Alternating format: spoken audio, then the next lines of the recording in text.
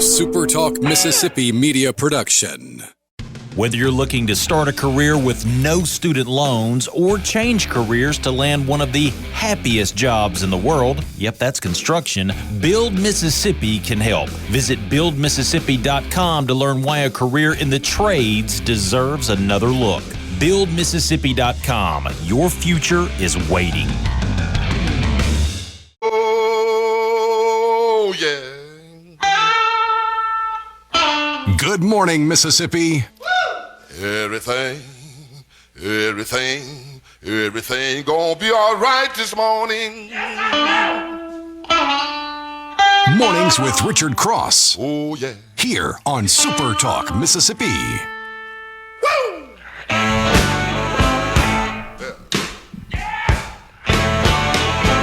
Now, when I was a young boy, at the age of 5, my mother said I was gonna be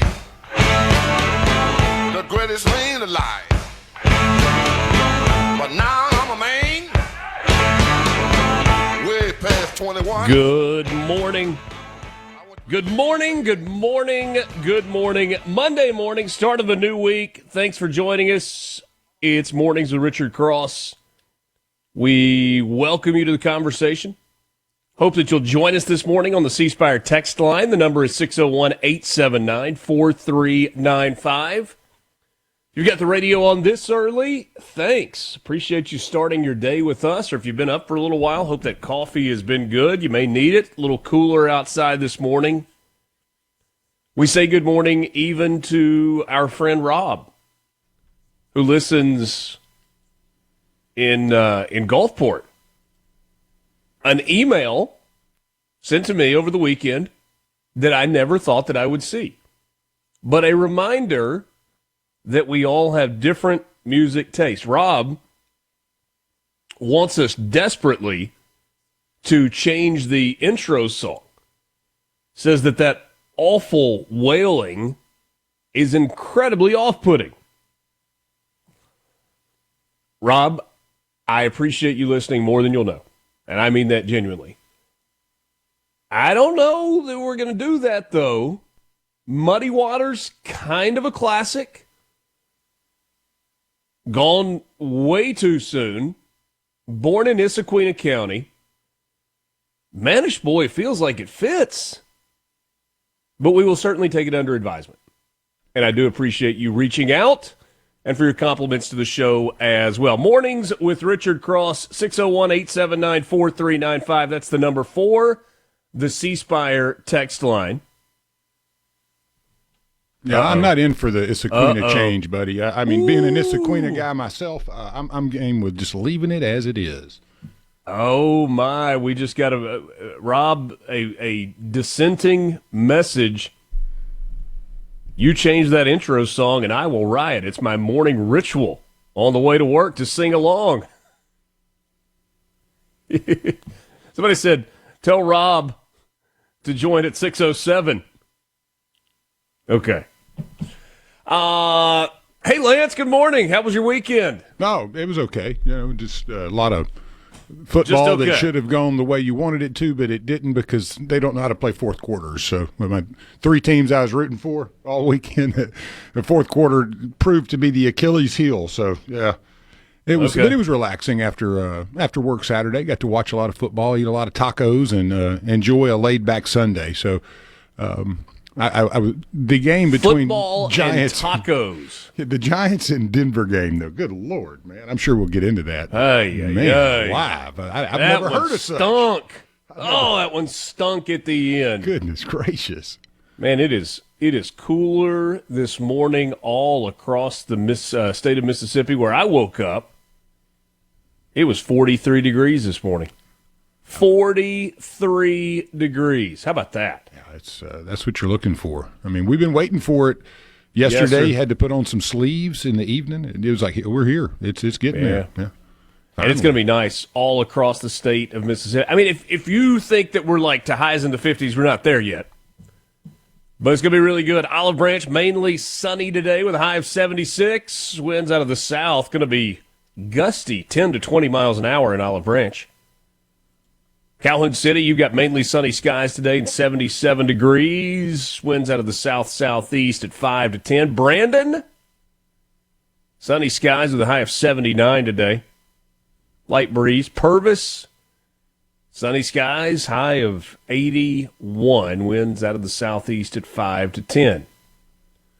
Get a message that says it's 50 in Wade, Mississippi. Burr. That's 50 here. Yeah. Is it possible that, like, do you know what I'm saying when I said it's 43 here, but it's not a cold 43? Yeah, it doesn't have that chill behind it yet. There's no breeze out of the north. It's not that heavy, damp cold that just, like, kind of immediately goes straight to your bones and gives you that shiver. It was like the invigorating chill outside this morning. I love it, man. I mean, I've been waiting for it for a while. Mm-hmm. You know, we're 3/4 of the way through October, and this is really the first day, I would say, 24-hour run where you've gotten those temps down and you can feel it, and you're like, oh, okay, yeah, 10 days to Halloween and Thanksgiving around the corner. Fall is here. But it was great. I'm looking forward to the fire pit. I don't know if anybody else does that, but I love burning, man. It's just getting out there and burning stuff. Fire pit, fireplace, fire umbrella curtain thing. What do you not? I just completely made that up. I'm not big on like the picture of a fire. You know, I want the real fire. I don't want the TV. It sounds good. It looks good, but I like. No, I'm saying, but in the absence of the fire, being outside with one of those, it looks like a umbrella. It's got the long pole with the big round top, the kind of radiates the heat down. Yeah, one of those heat towers or whatever. Yes. I don't know why I can't come up with a name for that, but here you go. Sistrunk says it's 43 here in the sweet potato capital. Nice. Good morning in Vardaman, Mr. Sistrunk. 41 in Hackleburg, Alabama. Thanks for listening. One state to the east. Dave and Ripley says, no way, let it be. We get another one that says, please keep muddy waters, and another that says, don't change it. Yeah. Christopher Wren was born on this day in 1632, the English architect who rebuilt many of London's churches after the Great Fire, including St. Paul's Cathedral. We fast forward from 1632 to 1964. It was on this day, year of our Lord, 1964, when Kamala Harris was born. Happy birthday, KH. Hope you're happy doing your book tour. Glad you're not the president. Yes. 1971. Feels like he's been popular since 1971. Snoop Doggy Dogg. Good old Cortazar Calvin brought us. Snoop Dogg, born on this day in 1971. He's had a good run. Man, I was reading the bio as I was just, kind of woke up this morning. Mm-hmm. And I always like to do that to the main one. I'll go through it. But good look. I mean, if you don't know the depth of his, work, it is outrageous, especially the stuff, what was it, like 2016 to 2019, he and Martha Stewart did that potluck dinner deal, like won an Emmy for it or something. I mean, man, his popularity is outrageous, is off the charts. And he marketed himself so well too. I mean, he can be cartoonish and funny. And I mean, when he and Kevin Hart did, what was it, the 2020 Olympics, had the little sideshow where it was kind of comedic. I mean, those guys were hilarious, man. Yeah. I mean, he's just such a well-rounded talent, honestly. Mm-hmm. Man, and the ability to have an incredible early career and then fade a little bit. Well, he was under legal trouble forever. He couldn't get out from under and kind of had to sit back a bit. But there are lots of people that their star shines bright even while they are under legal trouble. And it's not like it was a one-hit wonder thing. It was just his popularity in the, what would you say, the 2000 to 2010 range? Well, being discovered by Dr. Dre, you're talking about like 92 range. So that was, So the 90s start, were insane. And then the 2000s were just kind of Yeah. And then 2010 to where we are today, the last 10, 15 years, off the charts. And he just bought Death Row Records and put out a album under that, first album under that in forever, which it was bankrupt, and he's taken it over. And he's an entrepreneur. Right. John Krasinski, born in 1979, actor from The Office. A few things that happened on this day before we get into some news headlines coming up next. This day in 1803. Senate made a good decision. The United States Senate, that is. They ratified the Louisiana Purchase. Really didn't cost us all that much money, although in those dollars days it was a lot, but even a good deal then. It doubled the size of the country. What was it, like 2.7 million? I'm doing that from memory. It was a small number. Yeah, I mean, the amount of fur traps. For a large piece of land. Yeah, the fur trapping going on in there paid that back pretty quick, I think. The Long March of the Chinese Red Army ended on this day in 1935. The House Un-American Activities Committee begins investigating alleged communist influence in Hollywood. 1947 is when that began. That investigation is still going on. We'll try to have the results to you by the end of the show today. Mornings with Richard Cross, SuperTalk Mississippi, just getting started. Brian in Tupelo says happy birthday to T. Roy Morton from the Steel Cowboys. All right, we're back with you right after this.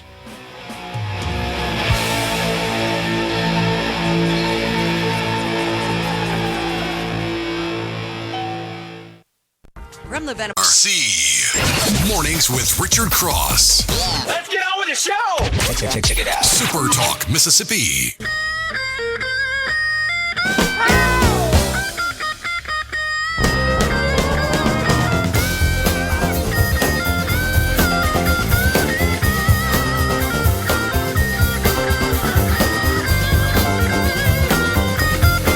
$15 million, not $2.7 million. Not sure where 2.7 came from, but even at $15 million, feels like the Louisiana Purchase was a pretty good deal. Yeah, well, $430 million in today's money. So yeah. That's not a bad deal. Under $500 million for how many square miles was that? I was looking at 820,000 square miles, 530 million acres. Yeah. Producing an average price increase over that time period of 2,767.04%. The entirety of the states of Arkansas, Oklahoma, Kansas, Missouri, Iowa, Nebraska, South Dakota, with portions, the southwest portion of North Dakota, the eastern, 80% of Montana, about 75% of Wyoming, about 50% of Colorado, about 20% of New Mexico, and a sliver of Texas. Opened up, that was the area that the French had, they were pumping money out of there for a while with all the furs and trappings and everything. So yeah, it was an extremely resource-rich area when it came to those types of things. This is something that I need to go back and read on. I need to go back and reread all of the information on the Louisiana Purchase. Because that even 220 years ago, people recognized that land was an asset. And maybe just accessibility. That may have been the biggest issue. Like, what are we going to do with this in the middle of their country? Anyway, be worth reading up on a bit. The former First Lady Jacqueline Kennedy Onassis, Jackie O, married Aristotle Onassis on this day in 1968. 1973, the Sydney Opera House officially opened in Australia. 1977. Right here in the state of Mississippi, in Macomb, Leonard Skinner plane crash, killing lead singer Ronnie Van Zant and others. You can't help but wonder what else Leonard Skinner would have produced. Oh, goodness, man. That's one of the lost ones there that you never get back, and the future was bright. The work that they were doing was outrageous. One of the most iconic Southern rock bands as it is. Can you imagine if they had another, I don't know, 2 decades of producing music? There's a couple of documentaries that were fairly old. It's like YouTube stuff, kind of grainy, but it goes into the detail of several of those individuals from the Gilsburg area that witnessed it and went out to the crash. And it's just one of those things that, a plane crash, it's that or a helicopter crash. Seeing something like that, I can only imagine, the absolute just shock and fear, but then learning who was on that plane and how important. It's much like the Richie Valens and Big Bopper and that, when it went down. Those that found it, I'm sure they had no idea what they found at that moment, and then the significance of it. Not that people's lives aren't significant, but when you have a rock band like that that's just on top of everything. Yeah. The first real bad guy that I remember in the world, and I think this probably depends on your age, and I've never really thought about it like this, but as you grow, there are evil people, evil leaders within the world whose names you come to recognize. And then you get to a point where you just kind of, like, all of them ring a bell. First name of a really bad guy in the world that I remember was Muammar Gaddafi. Oh, yeah. He was born in 2011. I'm sorry, in 2011, he was captured and killed in Libya, ending a reign of 40 years.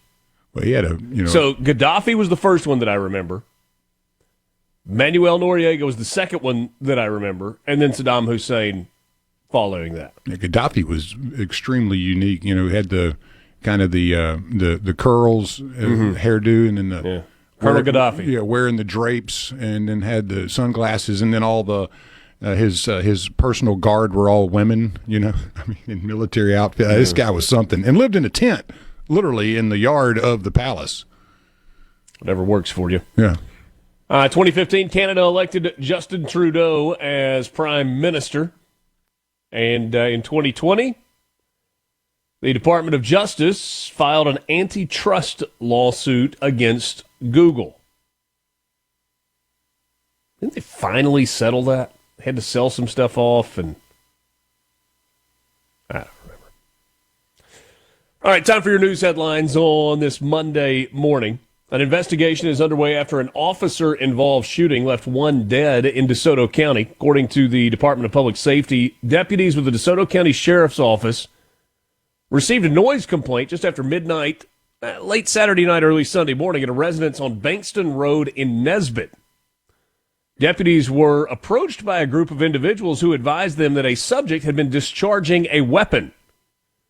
They were able to locate the subject fleeing into a wooded area. He later came out of the wooded area and displayed a handgun toward the deputies. Bad plan, resulting in the deputies discharging their weapons at the subject. Subject received fatal injuries. No deputies were injured during the encounter. The subject was identified as 18-year-old Riley James Westmoreland. MBI investigating. All of the findings will be turned over to the Attorney General's office. Just a reminder, kids, don't point a gun at a police officer or a sheriff's deputy or a group of them or any law enforcement officials. If you point a gun at them, you are saying, shoot me. You point a gun at me, you're saying the same thing, too. Well, I understand. But particularly with law enforcement, just not a good idea.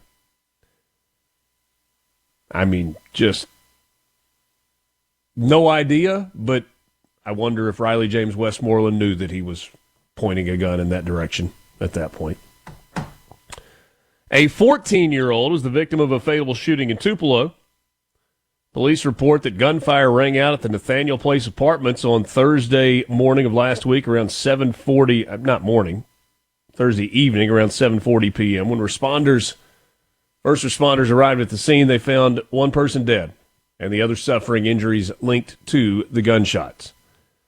Identified the deceased. This one's a heartbreaker, as Demario Faulkner, an 8th grade student at Plantersville Middle School. The other victim's identity has not been released. Statement from Plantersville Middle School in part read, whether in the classroom, the hallways, or among friends, Demario's quiet strength and big warm smile reminded us daily of the goodness and promise that our students bring into the world. Law enforcement officers took one suspect of interest into custody in connection with this shooting, not identified at this time. Feels like as good a time as any to let you know that Neddie Winters is going to join us this morning. He is Director of Development at Mission, Mississippi. I think it was two weeks ago today that J.T. Mitchell brought up that, man, we're going through these news stories, especially on Monday mornings, and it feels like they're just littered with this person shot, this person killed, shots go off in this group of people, multiple deaths in this shooting. It's happening over and over and over. And it's happening disproportionately in our black communities. It just is. And so we're going to talk with Neddie Winters about that, about the message to all of our communities, and we'll jump into some other topics as well this morning with him. That's coming up in the 7 o'clock hour. JT will be along in the 8 o'clock hour. Cool story here. Plans have been announced to convert the historic Jefferson College near Natchez into a regional hub for education, research, and workforce development. The Mississippi Department of Archives and History, in conjunction with Mississippi State, signed an agreement Friday that aims to utilize the historical resources and the higher learning institution's academic expertise to benefit students, faculty, and local communities. An MOU, a Memorandum of Understanding, was signed. The 19th Century College will be the site of year-round programming that includes field trips, workshops, and other experiential learning opportunities. Mark Keenan from Mississippi State said students will develop real-world skills working with faculty, employers, and professionals in a unique hands-on environment. The official agreement comes after years of collaboration between the state and the university. This MOU formalizes a workforce development initiative in the trades with emphasis on preservation trades and construction technology. Students will receive hands-on training in historic preservation and archaeology. Training will support engagement from other disciplines, including architecture, building arts, and history. The work at historic Jefferson College will also establish a collaborative model for preservation trades workforces with the state of Mississippi. Good stuff there. We're back with you after this. It's MRC on SuperTalk, Mississippi. From this. Know where the news is going next. Mornings with Richard Cross on SuperTalk, Mississippi.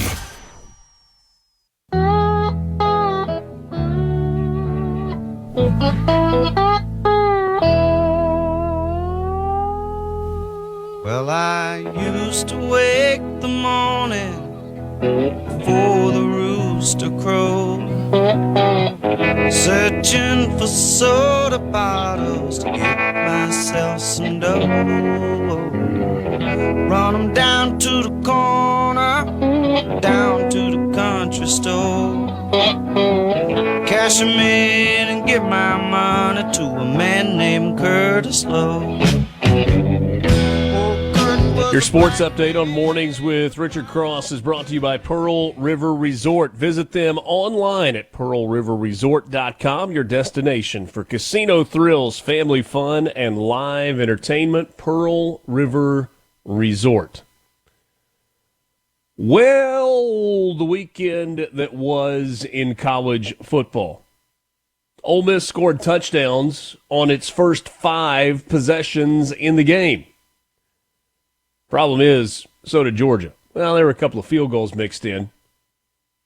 But in the fourth quarter, Georgia, on back-to-back possessions, was able to force Ole Miss into 3 and outs. Georgia's offense kept on scoring, and the Bulldogs outlasted Ole Miss 43-35 in Athens on a beautiful Saturday. Trinidad Chambliss was 19 of 36 for 263 yards and a touchdown. He rushed it 9 times for 42 yards and 2 scores. Kejuan Lacey, despite just 31 yards for the game, did have 2 rushing touchdowns. Gunnar Stockton for Georgia was outstanding, 26 of 31, 4 touchdown passes. His favorite target was Lawson Lucky, who had, 3 catches on the year going into the game, and he caught 3 touchdowns in this game. Georgia also ran it for 221 yards. Story was no stops on the defensive side for Ole Miss. Loss was their first of the year. They fall to 6-1 overall, 3-1 in Southeastern Conference play. Georgia also is 6-1, 4-1 in the SEC. A little bit later on the day in Saturday, Mississippi State and the Florida Gators got going in the swamp. At the end of the first quarter, Mississippi State had a 7-3 lead, but Florida followed it up with 10 points in the second quarter. They led it 13-7 at the half. No scoring in the third quarter, but then the two teams would, at least relatively speaking, explode in the fourth quarter. A couple of fourth quarter touchdowns for Mississippi State, trailing 23-21 with just seconds to go and in position to get a field goal. Mississippi State elected for one more play to make it an easier field goal. A quick pass that was picked off by a 350-pound Florida defensive lineman, ending the opportunity for a win on the road for Mississippi State. Shapen threw for 324 yards, no touchdowns. He had the one costly interception late. Bulldogs as a team ran it for 144 yards. Devon Booth had 105 of those. DJ Lagway was picked off twice for Florida. Did not score in the ball game. 23-21 the final. Mississippi State falls to 4-3 on the year, 0-3 in the SEC. A win in the SEC was not enough for Billy Napier to keep his job. The Florida Gators, University of Florida, owes Napier $21 million after firing him yesterday. That is 85% of the remaining salary on his 7-year, $51.8 million contract. He's going to get $10.7 million in the next 30 days, and then we'll get $2.7 million every July 15th from now through 2029. And whoever the AD is down there, I don't even mention names. Scott Strickland. Yeah, that's a great deal right there you put together. Yeah. For Napier. Yeah. Yeah, but let me ask you this. So you get Napier on a $21 million buyout, and he gets all of it, versus a $50-something million buyout that James Franklin has. His has got some mitigation in it, but are you better off negotiating a lower buyout instead of one of these great big ones that's, and just be able to do it all? I don't know. The idea of a buyout when you're fired for cause, like being bad at your job, it's one that I think we wish we all could have. Yeah, that's kind of where I was going with that. Yeah. The one profession out there where you get paid to lose more sometimes. And that's right. Southern Miss 3-0 in the Sun Belt after a 22-10 win on the road in Lafayette this weekend. They beat the Ragin' Cajuns. Golden Eagles were up 13-7 at the half. They outscored Louisiana in a bad baseball score in the second half, 9-3. Braylon Braxton, 13 of 18, 237 yards, a touchdown, and a pick. How about the longest touchdown pass in Southern Miss history? Braylon Braxton to Micah Davis for 98 yards. Jeffrey Pittman led the way on the ground, 21 carries, 73 yards. Golden Eagles, again, 3-0 in the league, now 5-2 overall. Coming up, back at home for the first time in a while. I haven't played at home since that game against Jacksonville State. Had a couple of road games and an open date mixed in.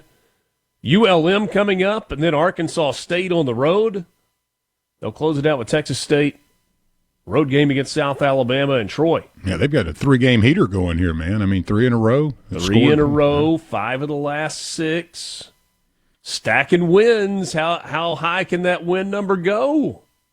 Be one of the great. If they can finish it off strong, you've got to look at Huff and say, man, what a job! Because the Southern job was not one that a lot of people probably would have jumped at and said, yeah, I just won the Sun Belt over here, and how about I go over here to this team down there in Mississippi that's struggling in the same conference. It's a remarkable job that he's done, a full culture turn. I mean, here's the big one. Could they win the Sun Belt? Yeah, that's kind of where I'm going. I mean, I know it's where you're going. And I talked to a couple of the parents of players, and right before season started, and I was like, "What is the difference with Huff?" And before he's like, "The military. Think of the military, and you're not veering from what you're supposed to do. And if you do veer, you ain't playing." And he's going to let you know about it. I was like, "Oh, okay, it's like that." He goes, "Oh yeah, Southern Miss and Troy, in the West, Southern Miss and Troy both 3-0. James Madison over in the Sun Belt East is 4-0. They're tough, man. That's a good team. They are. What about the rest of the SEC from this weekend? First time in SEC history that you've had 8 conference games on a single day. All 16 teams were in action, all of them playing each other. Texas A&M 45, Arkansas 42. That game played back on campus for the first time since 2013. In the third Saturday of October Smoke 'em if you've got 'em game, Alabama beat Tennessee 37-20. Game completely flipped on its head on the final play of the first half. A 99-yard interception return for a touchdown. Bama rolls by 17. The Vanderbilt Commodores are for real. That probably a dude is something. Vanderbilt is not good for Vanderbilt. They're just good. 31-24, they win over LSU. Commodores now 6-1, 2-1 in the league, and hosting College Game Day this Saturday, as they've got previously number 16 Missouri coming in, who won in double overtime on the Plains against Auburn, 23-17. Oklahoma beat South Carolina 26-7 on the road, setting up a top 15 matchup in Norman this weekend with Ole Miss. Boy, Kentucky. Oh, Kentucky. You had it. You blew it.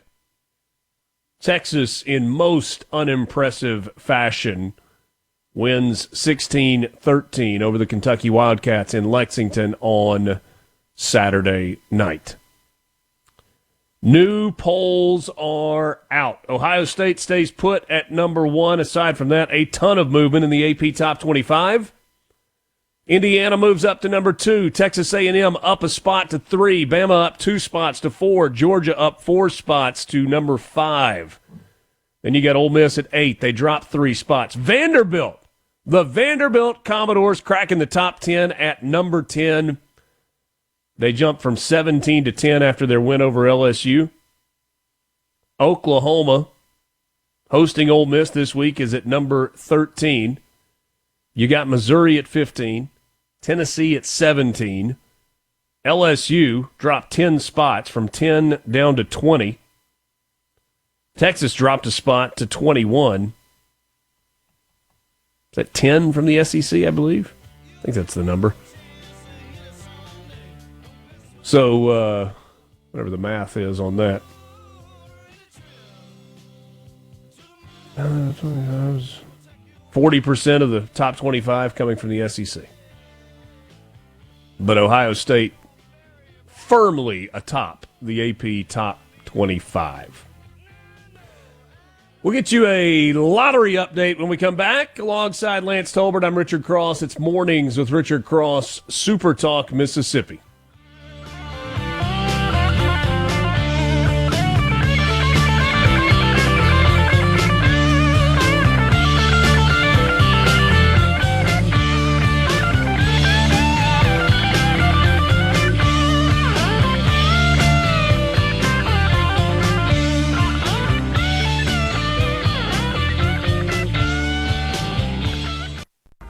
Point 3. Mornings with Richard Cross.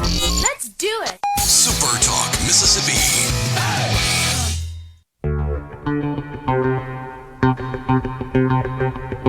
Hey.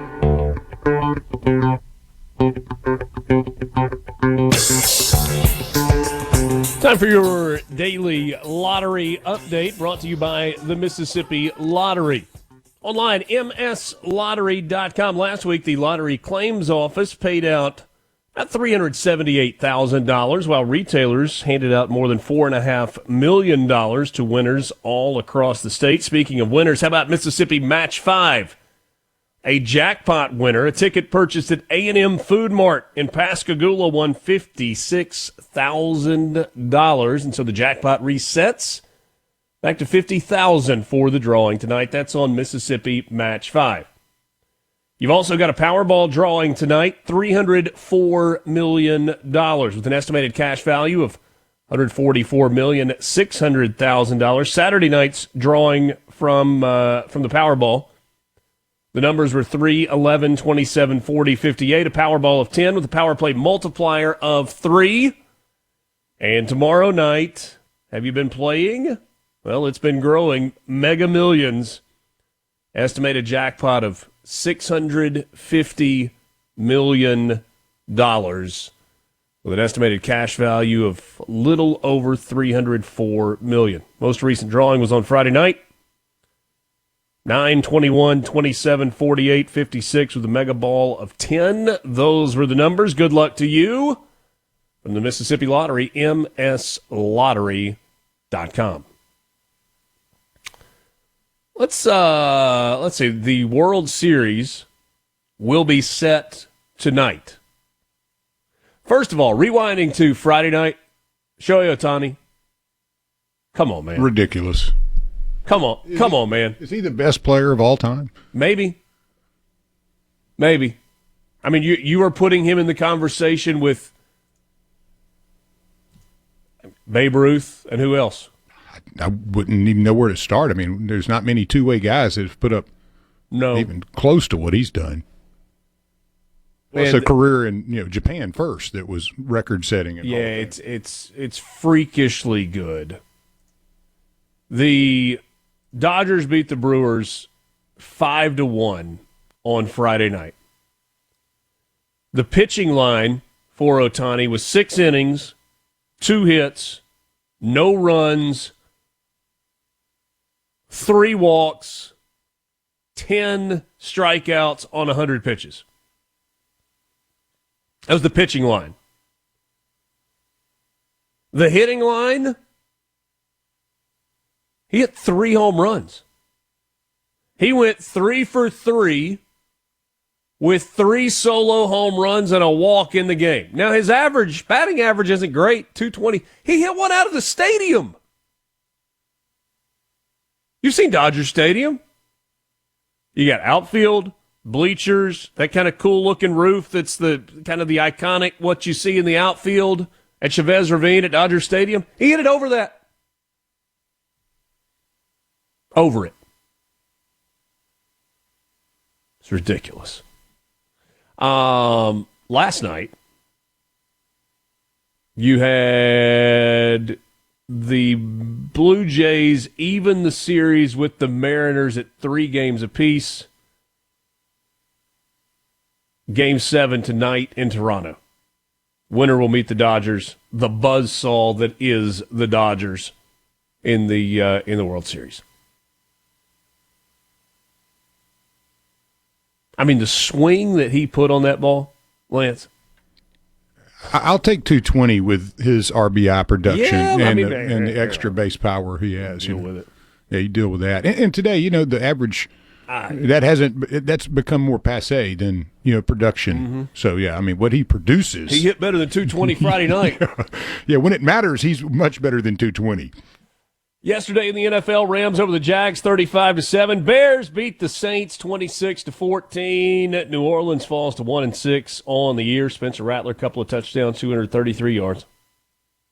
Browns beat the hapless Dolphins 31-6. Dolphins fall to 1-6. Everybody wants to fire Mike McDaniel. He was cute a couple of years ago when they were winning some games. Now everybody hates him. Patriots, they hand the Titans another loss. So the Titans and the Saints and the Dolphins are all 1-6 now, and stink. 31-13 the win. Chiefs smoked the Raiders 31-0. Remember when we were a little worried about the Chiefs a couple of weeks ago? Not anymore. 3 touchdowns for Mahomes. 28-22, the Eagles over the Vikings. Panthers beat the Jets 13-7. Gross.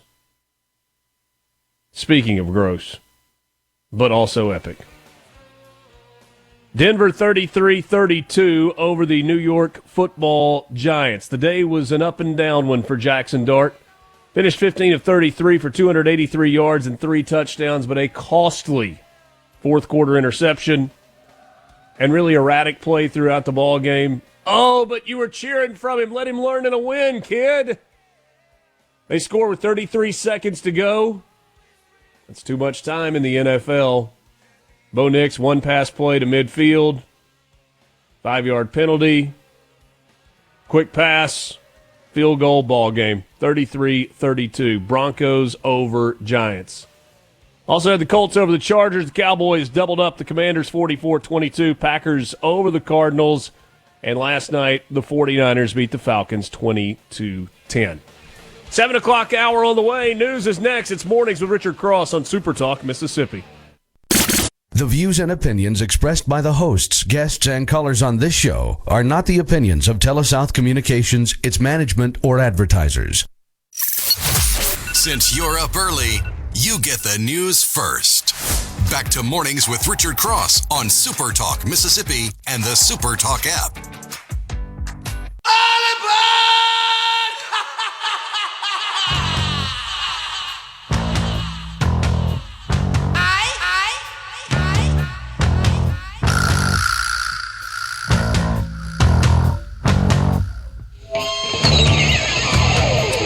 Good morning. It's Mornings with Richard Cross on SuperTalk Mississippi, presented by Community Bank. Rooted in our community, communitybank.net. At Community Bank, we're more than just a place to manage your money. We're your neighbors, your partners, and your trusted financial advisors. For decades, we've been rooted in our community, helping families, small businesses, and individuals achieve their dreams, whether it's opening your first savings account, planning for a brighter future, or growing your business. We're here every step of the way. We're dedicated to our customers, committed to your success, and always here when you need us. Community Bank, rooted in our community, member FDIC. Thanks for being with us this morning. The C Spire text line is open to you, 601-879-4395.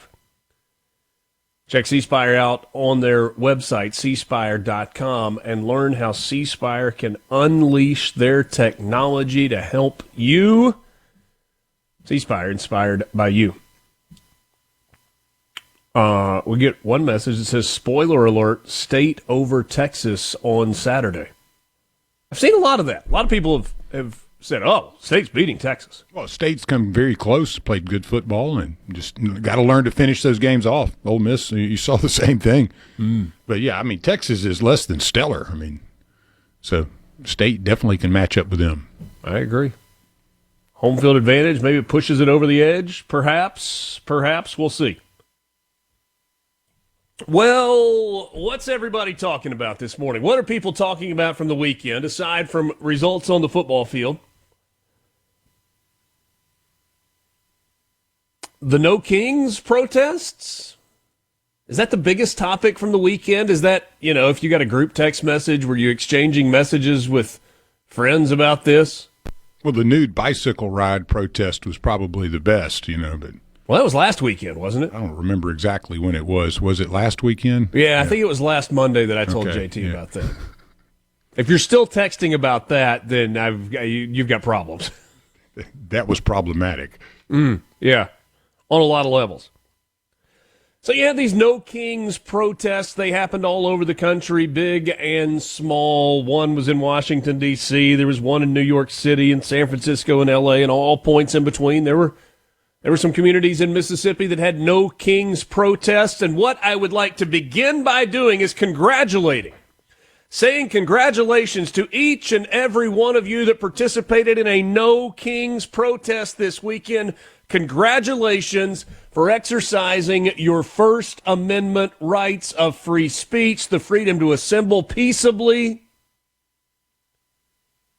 Things that don't necessarily happen in a monarchy. Congratulations on your freedom, your ability to speak out against what you perceive as power, to speak out negatively, to carry signs with expletives written on them directed at the President of the United States of America. The President, not the King, because if he were the King, you wouldn't have the right to do those things. Well, I mean, you got to thank them, too, because if it weren't for their protests, we would have a king probably. So, great work, guys. Congratulations on the incredible diversity that your No Kings protests and rallies were able to bring together. I don't know that there's anywhere that you could look this weekend and find more lily-white gatherings of people, but there was diversity, right? I mean, there were old white people and there were young white people.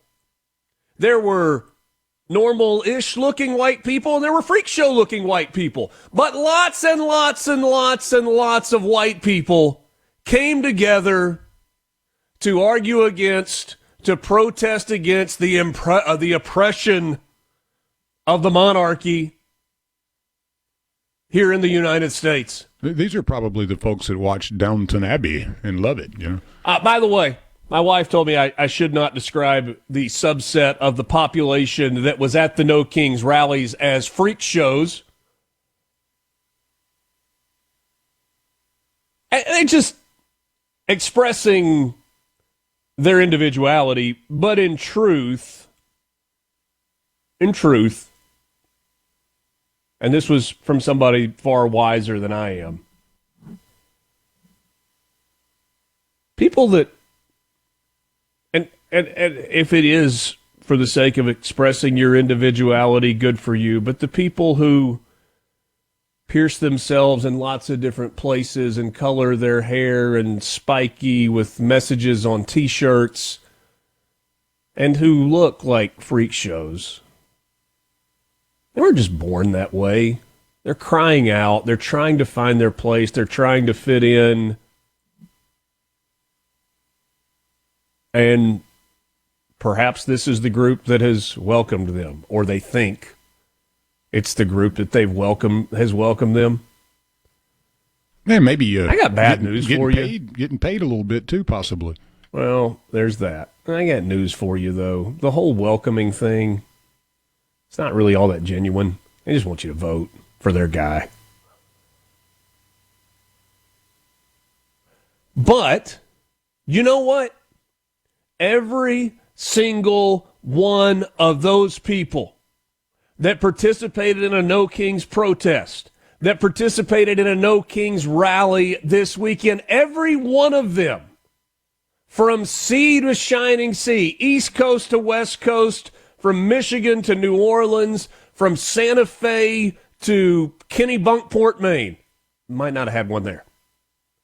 Every single one of you exercised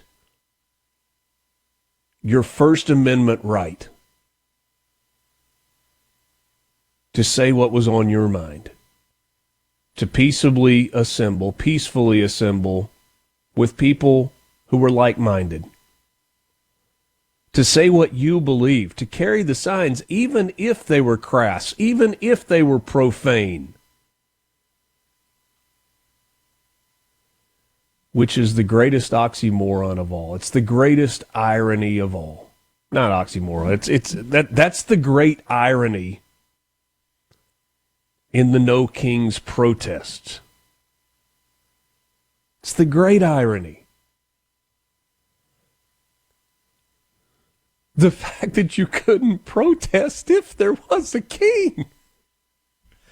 The fact that you couldn't carry those signs, that you couldn't send out that message. It's called freedom. Thankfully, our forefathers had the foresight to establish these freedoms.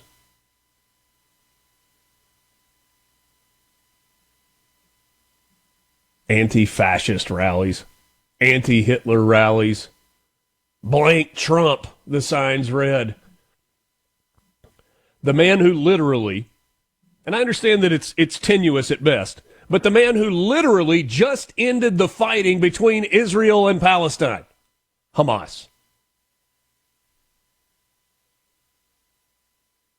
Many of the people who were protesting or demonstrating this weekend in No Kings rallies are just thankful that they have a new cause. Because prior to this, it was pro-Palestinian, let's go Palestine, from the river to the sea, Palestine, Palestine, woo, woo, woo. That's what they were protesting. But now they got to protest. And by the way, it is their First Amendment right to do so, and congratulations on exercising that right. But this weekend, it was No Kings. Donald Trump is a fascist. He's still a Nazi. He's still Hitler. No kings in the United States. Prosperity for all. What were you protesting? Go Palestine. Oh, wait. You're talking about the guy that just stopped the fighting between the Jews and the Palestinians who you were protesting for, free Palestine. He did that. Not to mention ending the fighting in the other areas. And by the way, don't Democrats who protest, aren't they generally anti-war? This president, Donald Trump, is anti-war. He's made that abundantly clear. But once again, I congratulate you. I commend you, even, for exercising your First Amendment rights given by the Constitution of the United States of America that gives you the right to speak freely, to gather peaceably, to say, I disagree, or I can't even stand, or I hate this president in the No Kings rallies and protests, which in an actual monarchy never would be allowed. I looked over in the corner, Grandma and Grandpa had them too.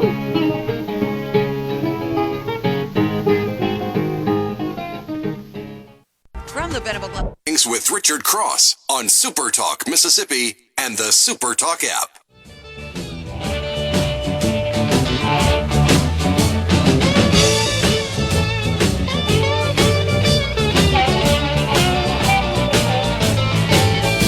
Glad to be with you on this Monday morning. It's Mornings with Richard Cross, presented by Community Bank. Rooted in our community, communitybank.net. Thank you for joining us. The C Spire text line is open, 601-879-4395. But right now, I am proud to welcome in our first guest this morning, a man who, those of you who have been listening to at least this time slot on SuperTalk Mississippi know well. Neddie Winters, president of Mission, Mississippi. He was a dear friend of Paul Gallo. In fact, Neddie, I think the last time I saw you was about 8 months ago when we had the privilege of sharing the stage and remembering our friend and colleague Paul Gallo. It's so good to see you this morning. It's good to be here. Thank you for having me.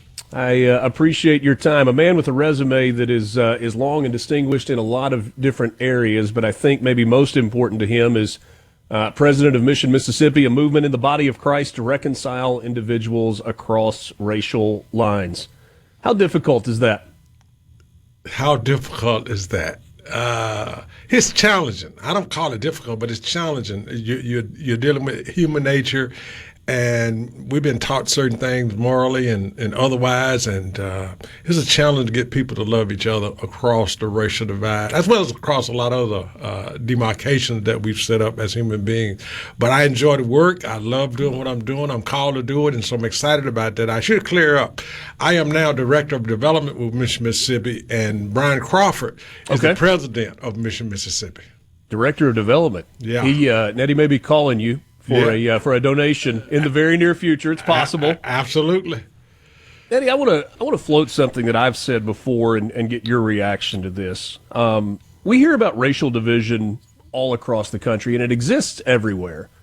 And I have said on a number of occasions that I think that race relations in Mississippi in many, many cases are far better than they are maybe in other parts of the country. But because of our checkered past, because of our ugly past, in a lot of cases, we certainly don't get credit for the progress that we have made. Would you agree with that?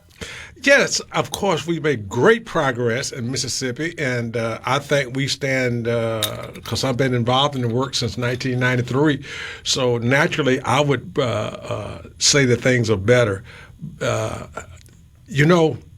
We in Mississippi face the issue of the racial divide. Mm-hmm. We're doing something about it. We're not sticking our head in the sand. We're not ignoring it. We're not trying to pretend that it's not there. It's there, and we're working toward a resolution or a solution, or working toward reconcile, living out. Really, we have reconciliation in the body of Christ. We have been reconciled through Christ Jesus. Our challenge today is, how do we live that out? How does that look? And how do we love those that because of our history, because of our divisiveness in the past and how things have worked in the past, how do we do that? And so Mississippi is around to help walk along beside the church, beside the community, beside the businesses, whatever the case might be, to understand how to cultivate those difficult conversations so we can move forward. I was in Charlotte this weekend, had a football game broadcast with Temple and Charlotte. And the head coach at Temple's a white man, and he said something that stood out to me in our interview with him. He said that he had always been raised to see no color. And during the COVID pandemic, he was at Sam Houston State at the time, and said they really dove into some difficult conversations with their players.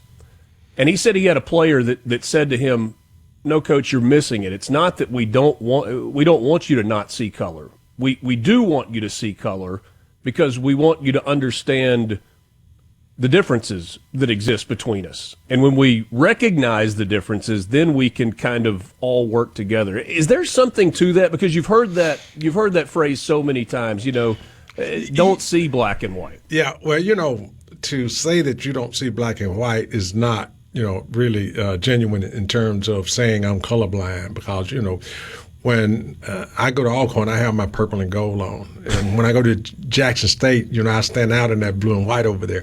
So colors mean something. And so to say that I'm colorblind dismisses me in a sense. But I understand when a person says I don't see color or I'm colorblind, what they're saying, I don't allow color to decide, make decisions for me. I am not against a person. I don't hate a person because of their color. I want to be in relationship with them as I would any other person of any other color.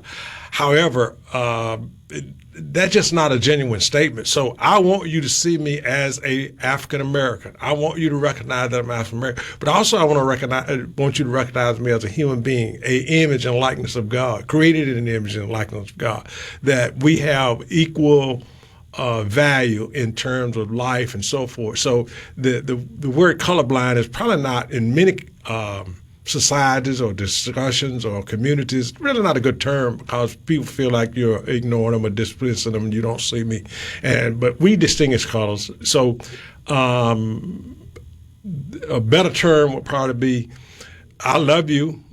Doesn't matter about what color you are or what race you are or how you vote or how you not. All of those things tends to put up demarcations and divisions, and we make decisions based on those things. I hope that was a helpful answer. I know it went on for a minute. Sorry. No, that's okay. No, I wanted to hear your perspective on that. We've seen for, decades now, studies that say that the church is declining. And now we're finally getting some data that says that's actually not the case anymore. I had something on Thursday of last week where we talked about in the last 10 years or so, Bible sales are up, church attendance is up, people listening to Christian podcasts and Christian music is up as well. Do you see growth within the community of believers here in Mississippi? Absolutely. There are people that's joining the church. There are people that are being converted. There are people that are becoming followers of Christ on not on a daily basis, on a weekly basis anyway. When people show up on Sunday morning, people are coming to the altar. I was with my pastor this weekend. He talked about going into the prison, and that was 30-some people that gave their lives to the Lord. You know, statistics, those people that does the polls and survey people and so forth, they talk about attendance or membership rather than talking about actual salvation. So there's some room in there that says that people are not attending church as they ought to. There are churches I go to around the state, even around the United States, that I was in Virginia and Atlanta and some other places recently, and people were talking about the attendance at the church is not what it used to be pre-COVID. Well, you know, they're online church streaming, those kinds of things. I don't know how that is taken into consideration, but sure. I don't know whether attendance and membership determine how spiritual we are. You know, like, you know, I have people that go to football game with me, don't understand the football game, but they're present and be counted as a fan of football. And in fact, they're not. They're there because you know, I like to tailgate, they're a fan of tailgate, or they're a fan of being in the crowd. Or I just want to be with my spouse. I want to be with my partner. I want to be with my friends, and they're going to football games, so I'm there. So going to church sometimes becomes like a social club or something we do, or going to football. So I tend to think about, when I think about whether or not Christians are increasing or declining, or whatever, how you want to put that, I think about more like, are you really following Christ and keeping the commandments, obeying Him, making disciples, evangelizing, doing those kinds of things that He commanded us to do? You know, if God was here in the studio with me today and you was interviewing Him, you know, one of the questions I'd want to know from Him, this is my perspective, that how disappointed you are. Is not if you're disappointed, how disappointed you are in the church for not obeying the commands of making disciples, evangelizing, loving each other, loving your enemies, praying for those that persecute you. Those things is signs and evidence to me whether or not we are increasing in our spirituality. That probably escaped you just a little bit, but anyway, I don't know whether that answers. No, I mean, I just was thinking as you were saying that I have said that I know that this is an oversimplification of the gospel, but when it boils down to it, it's the two greatest commands of love God and love others. If you do those things, a lot of the other stuff kind of takes care of itself. Yeah, that's what the push and the promotion that we do at Mission Mississippi. If we, you know, I had a preacher say one time, "Do you love God?" And because everybody in the audience said, "Oh yeah, I love God." Then he says, "Then why don't you do what He says to do?" And so, you know, the challenge. That's when they say the preacher is done quit preaching and has gone to meddling. Absolutely, he all up in the Kool-Aid. But the challenge is that we ought to be doing what we profess to. We're challenging Christians across the state of Mississippi to live out the reconciliation God has given us through our relationship in Jesus Christ, and live out what you confess and profess to be. You know, in 1993 when we got started, the greatest population in Mississippi was Christians, and both black and white. And that's a challenge. And if you're a Christian, then why aren't you living like one? Visiting with Neddie Winters, Director of Development with Mission Mississippi. We're going to take a quick time out. When we come back, we're going to talk a little bit about the this recent trend that we've seen with violence in our community, shootings that we're reading about all the time. What's going on that front? Neddie Winters is my guest. It's Mornings with Richard Cross on SuperTalk Mississippi.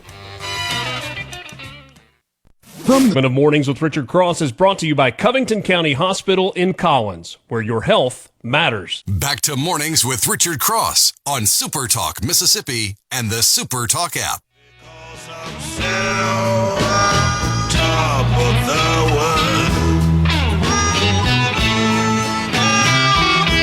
Good to be with you on a gorgeous morning across the state of Mississippi. This is Mornings with Richard Cross on SuperTalk Mississippi. The C Spire text line is open, 601-879-4395. That's the number if you would like to join the conversation with me and with my guest, Neddie Winters, who is Director of Development with Mission Mississippi. One more question before we kind of move to this other topic that is certainly concerning to lots of people in Mississippi. The willingness in, I think, all walks of life for people to talk about Christianity, to talk about Jesus right now, as opposed to 10 years ago or 20 years ago. I know it takes a whole lot more than being willing to talk about it, but the open conversations and kind of the exploration of faith and Jesus and what God means in our lives and how the Holy Spirit interacts with us, that's a start, isn't it? Oh, absolutely.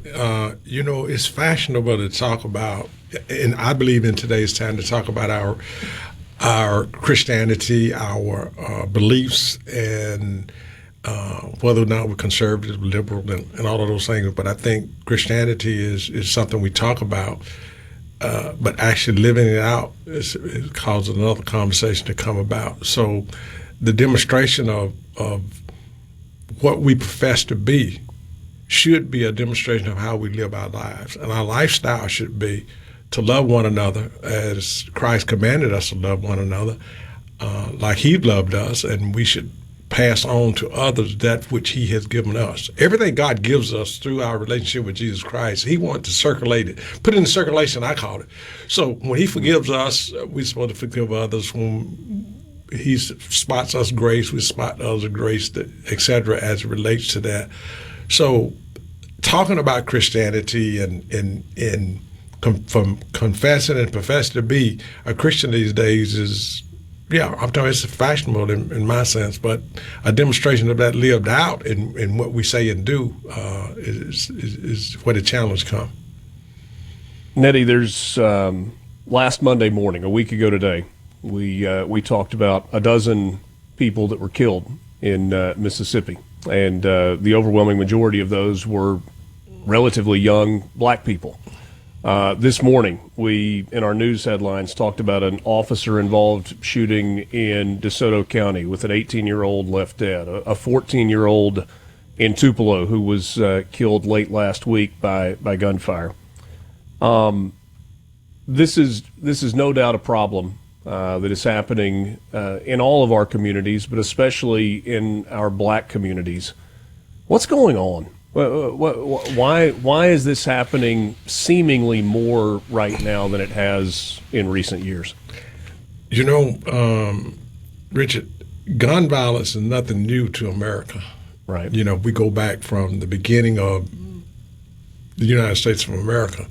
Violence, it may not be guns, but violence is part of when we look at the beginning of the transatlantic slave trade through Reconstruction, through civil rights, and even through today, violence has been part of our history. I don't know that today violence, especially in African American communities, is as well as white communities. I've heard someone say that black people are killing each other one by one, and white people are killing each other en masse. So gun violence is there. And I think it's because of, even today, the electronic devices are raising our kids. The electronic devices are triggering things. I don't know what some of these people that, I listen to presentations by several sheriffs and police chiefs around when they do investigations about shooting and other things. One shooting where the kid was shooting, he was shooting almost in a 45-degree angle, or just what they determined was it was mimicking the games that they play. In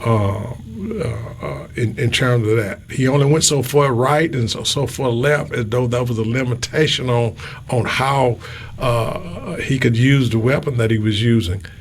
I don't have an answer of why this violence is escalating in black communities as it relates to that, but I believe that one of the things we have not done in the church, make disciples.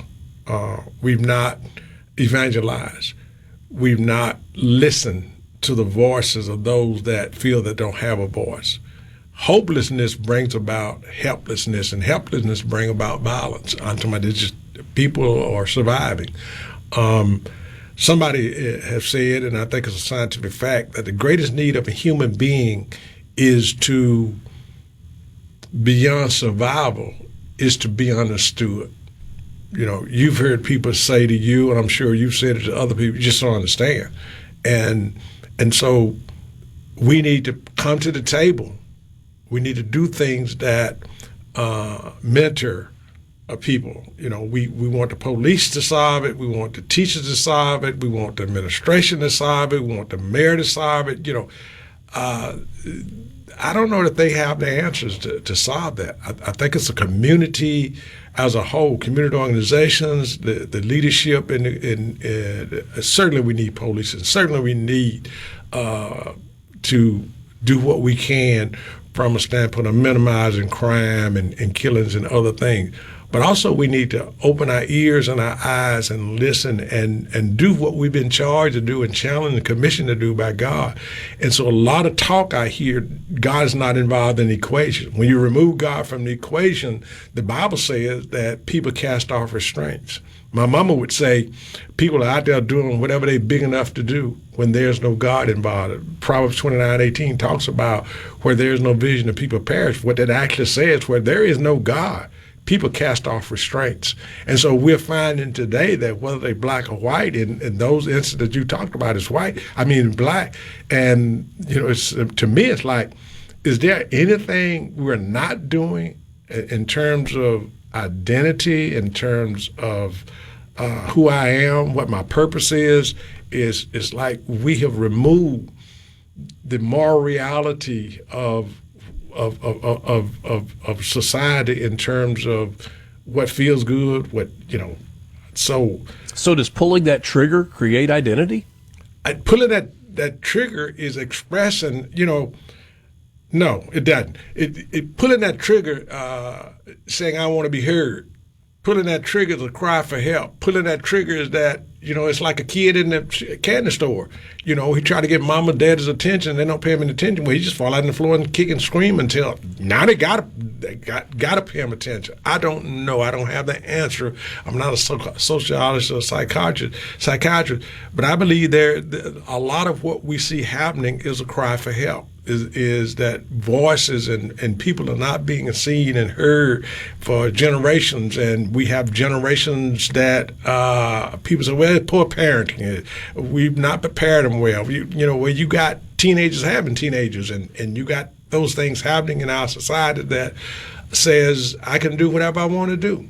I can achieve whatever I want to achieve. Well, that's a great positive thing to say about achieving those things that contribute to society, but at the same time, we have the ability to do negative things that hurt society in a way that we should. But let's look at the bigger, deeper picture of this thing as the role of the church has been negated by removing God from prayer and those things in our public institutions and even in our homes. So I lay the blame at the church. That's just the way I see it, is that we're not doing all that we know to do and could do and should be doing. And I would like to take a step back and evaluate where we are as it relates to our Christianity, as it relates to why these children, I call them children, these young African-American are killing one another, killing just gun violence, period. You know, we used to have fist fights and things at ball games and, you know, sure, shout at each other and talk trash. But this thing of you have a disagreement now, and the immediate reaction is pull a gun. There you go.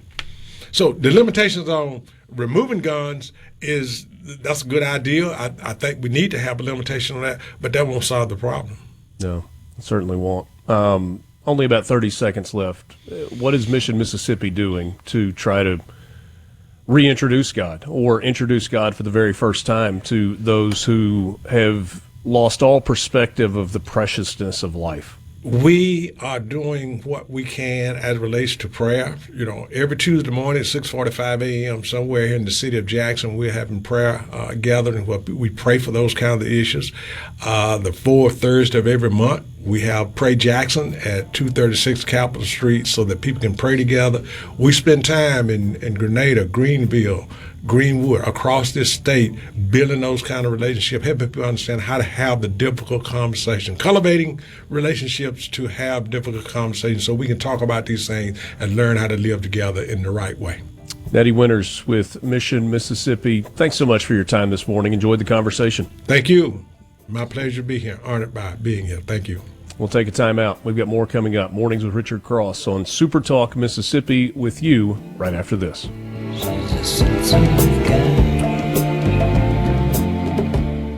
From the Venable.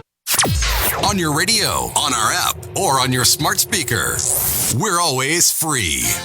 SuperTalk Mississippi, your home for Mornings with Richard Cross.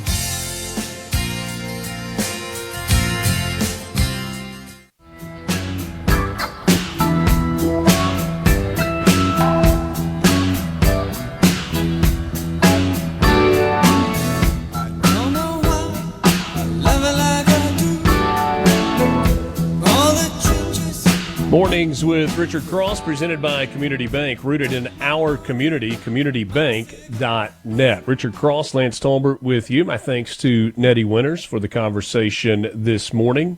Neddie with Mission Mississippi. Some of your messages on the C Spire text line, 601-879-4395. Thomas says prayers aren't working. What's the next step? I'm not so sure that I would be so quick to say that prayers aren't working. But praying exclusively is certainly not enough. Another message, this from a 901 area code. The men within the church need to be the godly men that they were created to be and need to stop being passive. You guys need to make Neddie a regular guest. He's great. Karen in Oxford says we need better parental responsibility and accountability to the kids being brought into this world and raised by a cell phone. She goes on to say pulling that trigger has become some kind of a rite of passage for some. Somebody says it's they say 1,000%. Today's hip-hop/rap/gang culture that's influencing the shootings. It's been put on the mainstream and kids eat it up. It's a big, dangerous game that is very appealing to them. I would agree that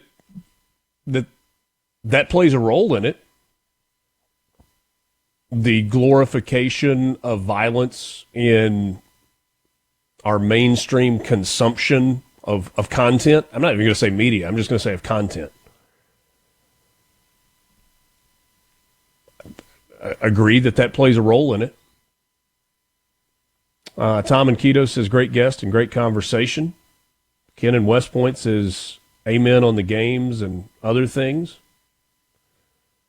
Bubba disagreed and said, what's he talking about? He's part of the problem.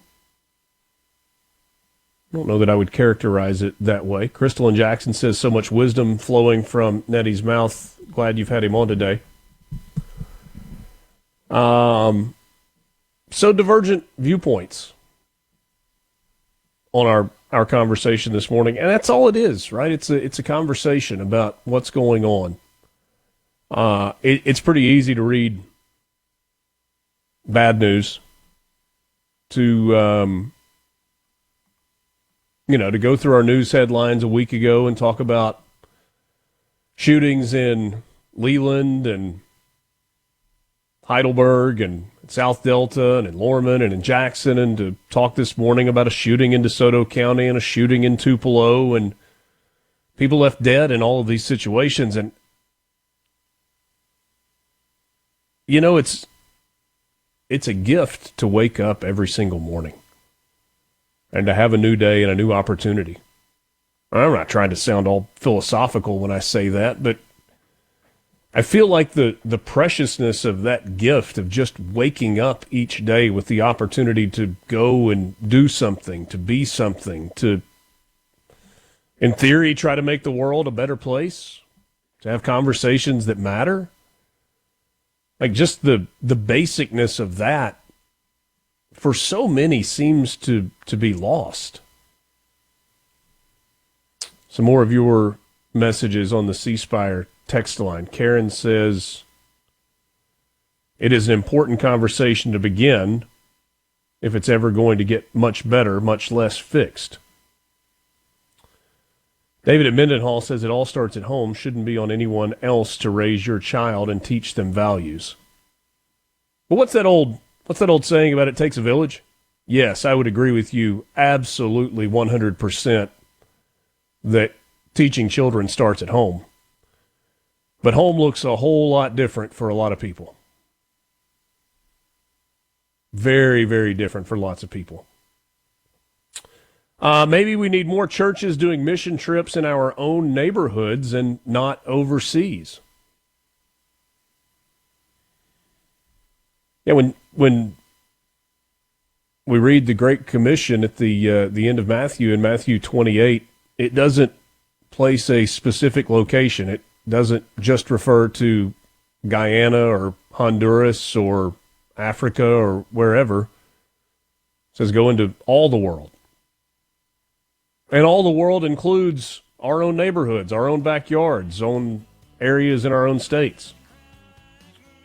Somebody says it's not a white-black issue, it's the lack of fathers in households. I would agree that it's not exclusively a white-black issue. We had that note last week about the difference in homicides and suicides in white males and black males. What is it?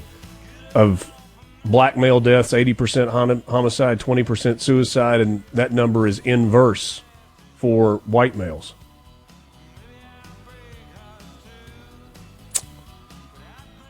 Hopefully this is a conversation that we can continue and not bury our heads in the sand about. Quick timeout.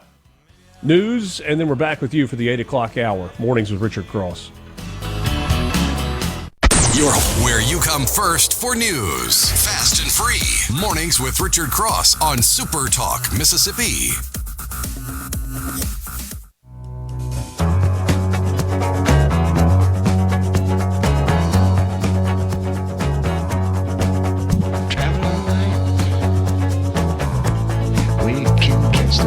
Just a reminder, this morning and every morning, the 7 o'clock hour was and is brought to you by MWG Employer Services. Running a business is tough, and if you're struggling with HR, benefits, and payroll, you're not alone. Let MWG Employer Services put together a custom plan for you with a full range of employer services. Again, custom, which means just for you. It's going to fit your business and your needs. To learn more about how to go about that, you can give them a call, 601-206-7966, or go to mwgemployerservices.com. Richard Cross, Lance Tolbert with you on this Monday morning. Appreciate you joining us. Mornings with Richard Cross is presented by Community Bank, rooted in our community, communitybank.net. Details still emerging. Lance, you sent me this during the break. We got some comments from Dan Bongino this morning. So the President Trump, arrived in West Palm, I think it was yesterday, and Secret Service agents, in advance of his visit, found what appeared to be a deer stand, or a version of a deer stand, that was in the trees with direct line of sight to the area in which Air Force One was landing and the president would be getting off the plane. We doing this again? Dan Bongino, deputy director of the FBI, said this morning in an interview with Fox that the deer stand was being sent to an FBI lab to be examined. I guess to be dismantled and to see if they could lead to some clues to hunt for who put that deer stand in the place that it was found. I don't think, correct me if I'm wrong here, that West Palm Beach, super close to an airport, is an area that most hunters would set up a deer stand. I don't know if West Palm's got a deer problem or not. I mean, there are areas in Mississippi where you're allowed to hunt in the city limits just with a bow because of, a deer population problem. I've not read any stories about that being the case in West Palm. Would strike me as unlikely. Is somebody laying the groundwork for another assassination attempt on Donald Trump? Would that shock you?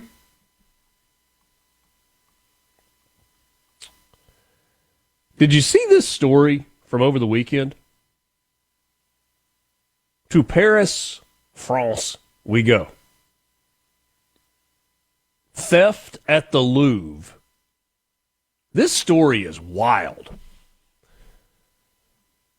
Yesterday, inside the world's most visited museum, thieves rode a basket lift up the facade of the Louvre, forced their way in through a window, smashed display cases, and fled with priceless jewels. I mean, this... Smash and grab. Yeah. We're not exactly talking Thomas Crown affair here. The daylight heist, about 30 minutes after opening, not before the museum opened, but after it had already opened, with visitors already inside, was among the highest profile museum thefts in living memory. And it comes amid staff complaints about overcrowding within the Louvre. It is a massive tourist destination. The theft unfolded about 250 meters from where the Mona Lisa is located in what Culture Minister Rashidi Dadi described as a professional 4-minute operation. One object, the emerald-set imperial crown of Napoleon III's wife, Empress Eugenie, containing more than 1,300 diamonds, was later found outside the museum. It was reportedly recovered broken. That feels like a pretty significant fumble by the thieves as they were trying to get away. The thieves smashed 2 display cases and fled on motorbikes, according to officials. No one was hurt. Alarms brought Louvre agents into the room, forcing the intruders to bolt, but the theft was already done. 8 objects in total were taken, according to officials. Here's the list.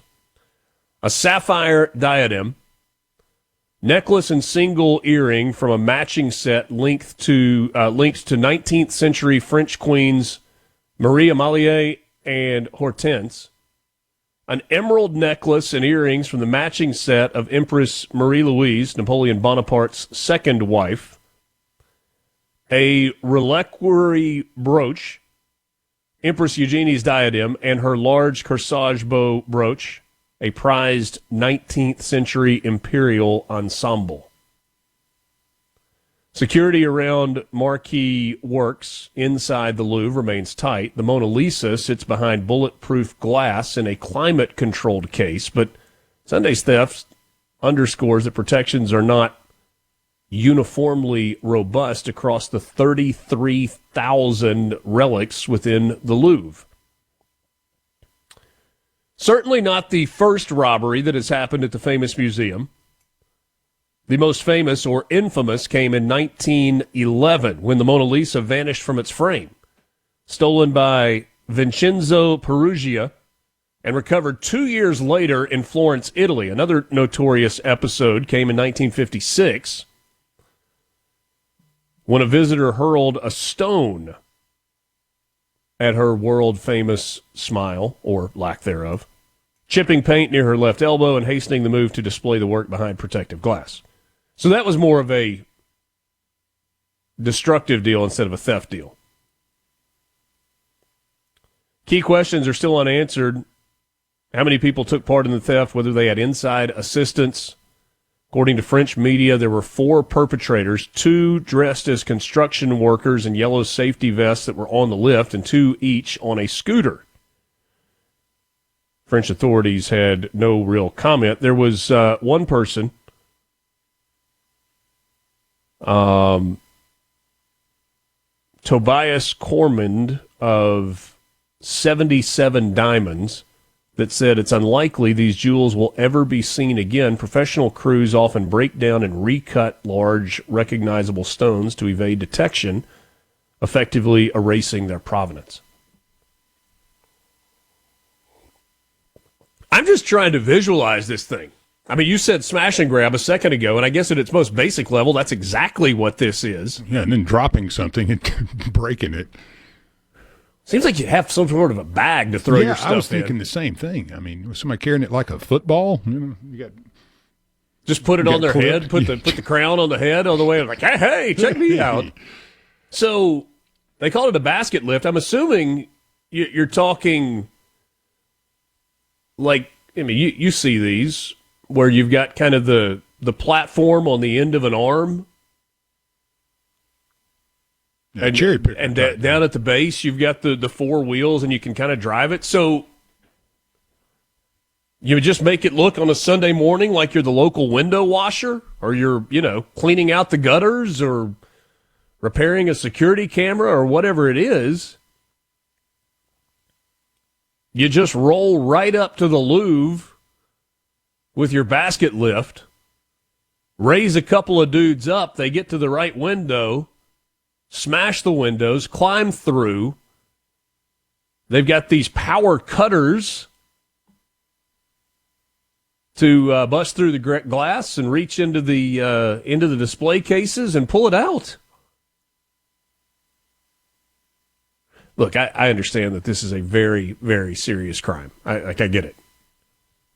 I don't put it on the same level as the murders that we've seen here or all over the place. But why is it that museum robberies get romanticized? Like, if you rob a local mom and pop shop, it can generate outrage within a community. How dare you do that? That's their livelihood.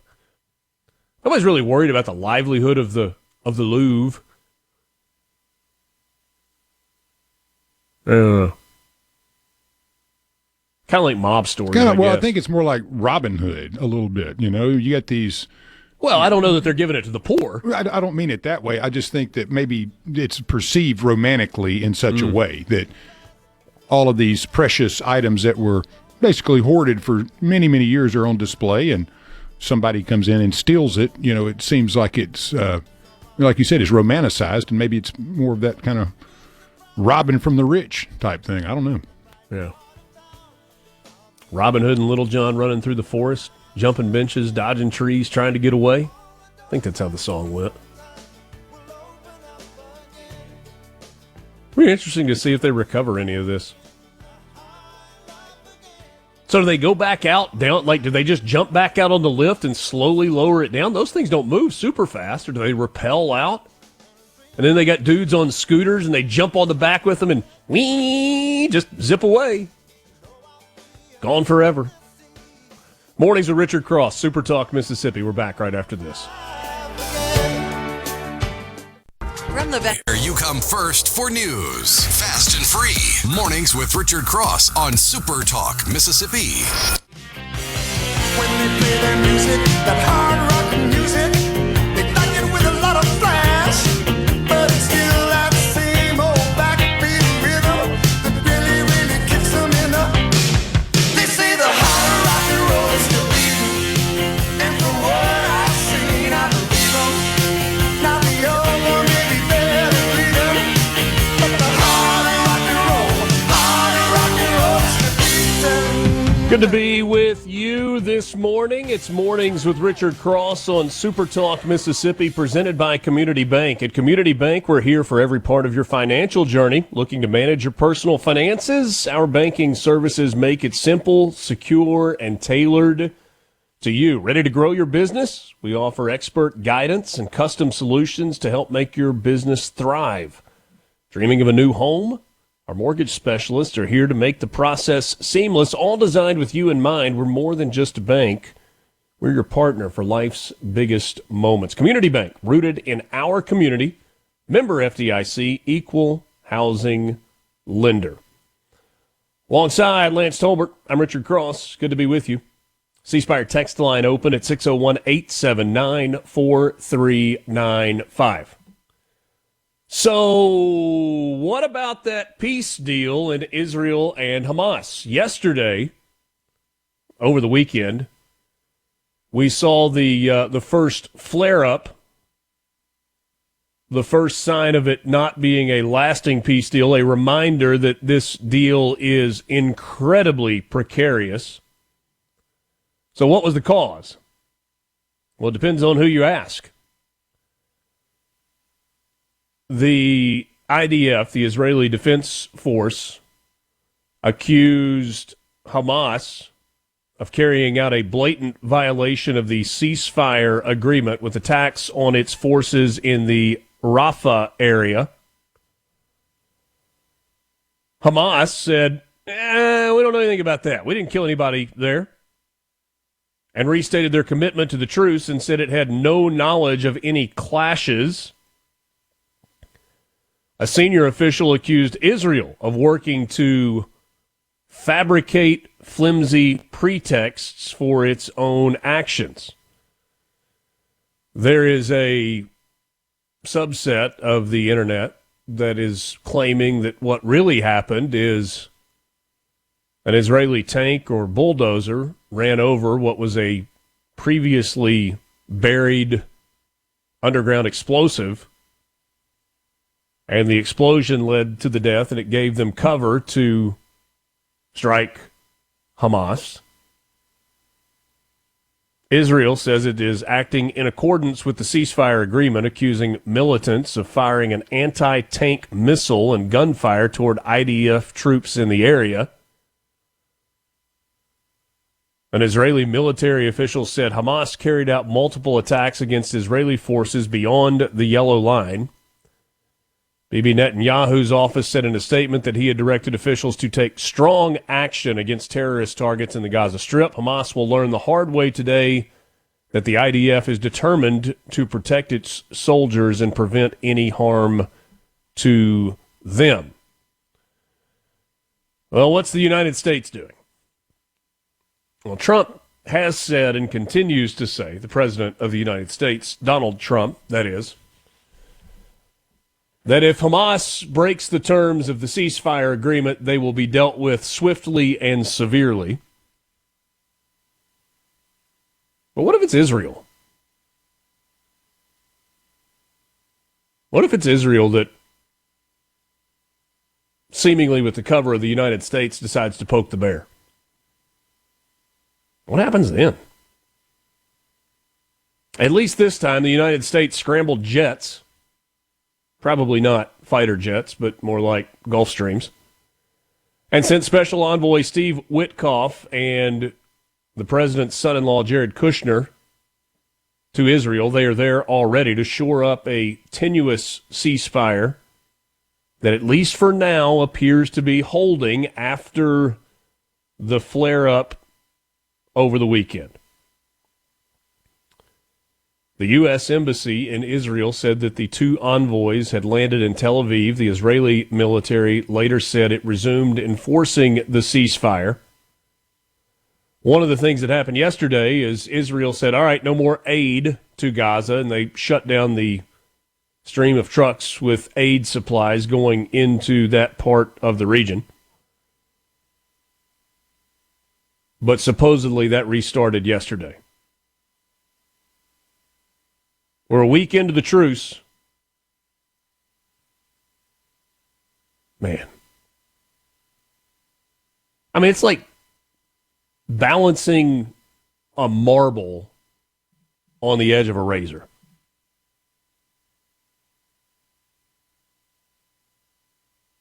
Goodness gracious. I don't even know how, Lance, you like hope that it's going to work out. I mean, obviously you do, and you've worked really, really hard. History suggests, though, that it's a precipitous solution anyway. I mean, Trump and the team did an amazing job. But you have to have the commitment from both parties, to tamp this thing down and get back to some borders and cleaning up the mess. And both sides have to be committed to that. I mean, and it seems that there's some lingering animosity, maybe some things that are going on. You think? Yeah, a little lingering. And again, that's lingered for hundreds and hundreds and hundreds of years. So that's not going to go away. There's a cultural divide there between Israelis and the Palestinians, religion, language. I just don't see how it's ever going to work out in the long run. But you will have these short runs of peace and possibly prosperity. But then inevitably, new leadership takes hold, and you have a different perspective, and that's where it seems to fall apart a lot of times. Yeah.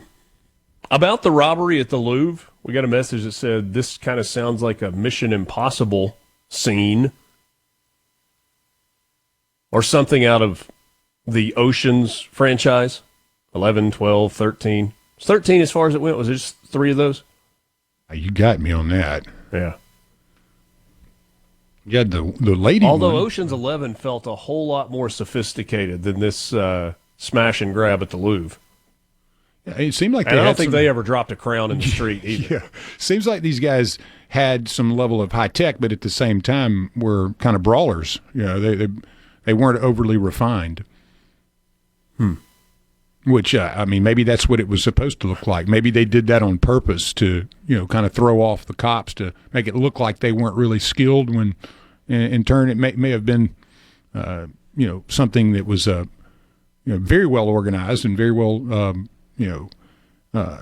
delivered, but yet with the idea that, hey, let's make it look a little sloppy. Philip in Walthall County says, hey, remind me, when was the last time there was any long-term lasting peace in the Middle East? I'm going back to the Old Testament, and I just can't recall any such period in human history. Not with any length of it, right? No, which kind of makes where we are right now all the more intriguing. It's not that it can't happen. It's no, just it that's hasn't. Right. Yeah. And that's the thing that to me is so fascinating about what Donald Trump and his people have attempted to pull off here. Because you think about it, they've gone about it a little bit different way.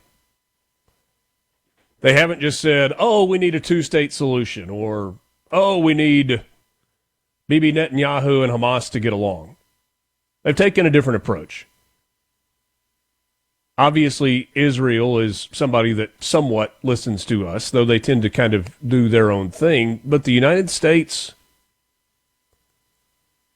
tried to build economic relationships with the Arab states that in many cases host these terrorist organizations, Hamas specifically, and in some cases fund some of the work of Hamas. Well, and I think Neddie, but by building the economic ties, created a situation where they could then lean on these Arab states to tell Hamas to shut it down. It's a different strategy than has been used previously.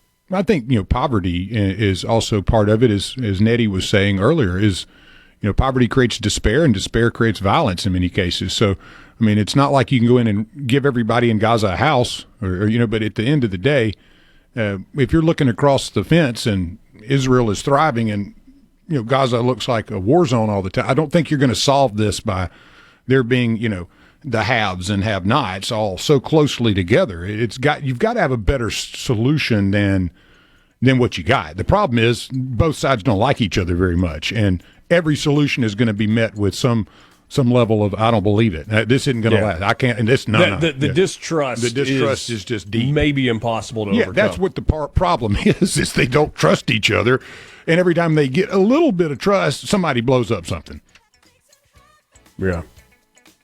I mean, you've got to see a long period of doing what you said you were going to do, and even then, it's like you're just waiting on another shoe to drop somewhere along the way, because, again, you have multi-millennia of history telling you, this is how it's going to be. JT Mitchell, news director with the SuperTalk Mississippi News Team, joins us on the other side of this break. It's Mornings with Richard Cross on SuperTalk Mississippi. From the heart of Mississippi to the halls of Washington, D.C., this is Mornings with Richard Cross, your source for hard-hitting political insight and unfiltered truth. Now, here's more on SuperTalk Mississippi.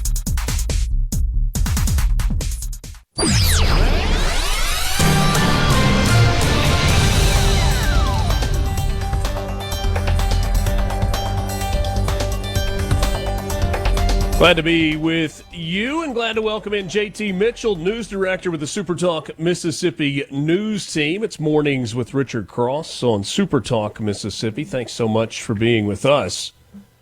JT, we've talked a ton about economic development, and one of the biggest economic development project in Mississippi is the AWS data storage facility that's happening in Madison County.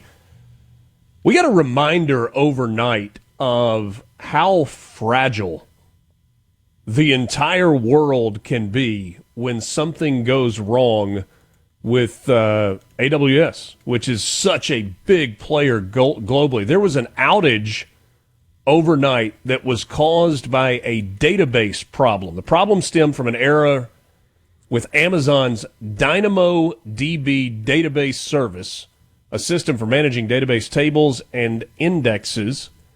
Social media posts reported problems with cloud-based games such as Roblox and Fortnite.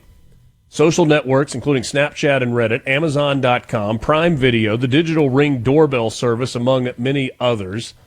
Messaging services such as Signal were also impacted, prompting Article 19, a non-governmental organization that promotes freedom of expression, to warn of the democratic consequences of such outages. Coinbase, the largest U.S. cryptocurrency exchange, said its services were unavailable because of the outage as well.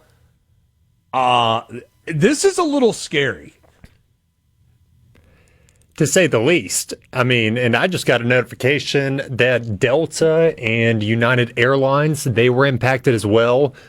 Their app went down, which means you can't check your flights, you don't know, delayed, whatever.